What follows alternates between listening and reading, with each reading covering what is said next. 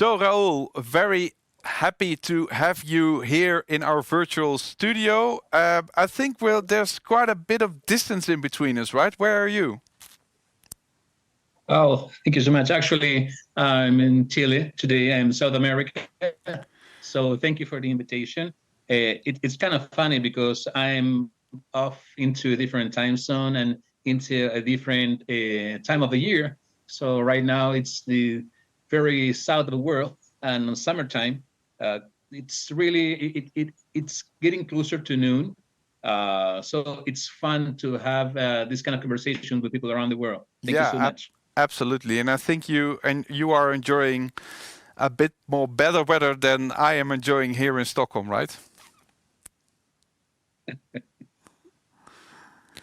Let's dive into the topic, Raoul. As I said, I'm really happy to have you here because we're going to talk about, at least from my end, quite a complex topic: quantum computing.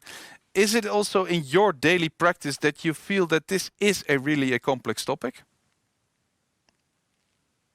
Um, I'm guessing that there are two sides of that question. From one side, there is this idea of the complexity of physics and the quantum sciences. On the other side is getting that into the complexity of the traditional technology world, if you want. Hmm. These two sides, I'm guessing, like at this point, it's pretty much bridging two different complex areas together what increases the perception of complexity. Uh, I'm guessing that there's always different ways to see these things. From one side, there is this magic of all these previous people that's been working on the sciences. You got Einstein, Bohr, Feynman, and all of these people, all of these brilliant people going around into the quantum science. So it may sound intimidating, but at the same time, there are a lot of works moving toward making this easier to more people to be digested. And actually, there are quite an interesting fold in making this easier from the school ages. There are a lot of working teams already getting this permeated into high school people. So it is not only nowadays all those physics PhDs, but a growing community. And I'm guessing that is the point where this is moving away from the labs and the academia and more into the real world. There's other interesting side that movies in particular create all this fascination of fantastic things that can be achieved. From one side, this may help on the enthusiasm.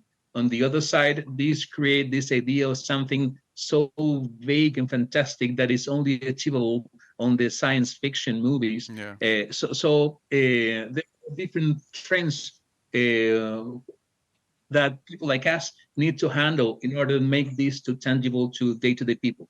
Yeah. Thanks for this, because it makes me, at least me personally, a bit more comfortable in getting into this conversation. And we're trying to make it as practical as possible by going forward, of course. But for now, just to kick off, and it might be that some people in our audience are already on a, let's say, a high level of knowledge, but others may be at a lower level of knowledge. So just to be sure, what are we talking about when we're talking about quantum computing? Okay. So what are we talking about today specifically is using the quantum properties in order to achieve a very different way of computing things. So nowadays we use pretty much like electronics, which was already quite a revolution like 100 and something years ago. And these electronics are permeated everyday life, right? So most of our devices today, even in the house and everywhere, even in the clothes that we use today, they use these electronics principles, and they turn to be transformed into mathematical processes that may become a machinery that may help us to produce a different kind of results. That pretty much is computing. So you get a problem, you find a way to describe this kind of problem, we can go back into even into the oldest problems and how technology helped into that. Let's say, for instance, time tracking, right? So, in history, time tracking, it's used to finding ways to understand where are you standing in the day, in the month, in the week, in the year, right? And we use very different devices for that.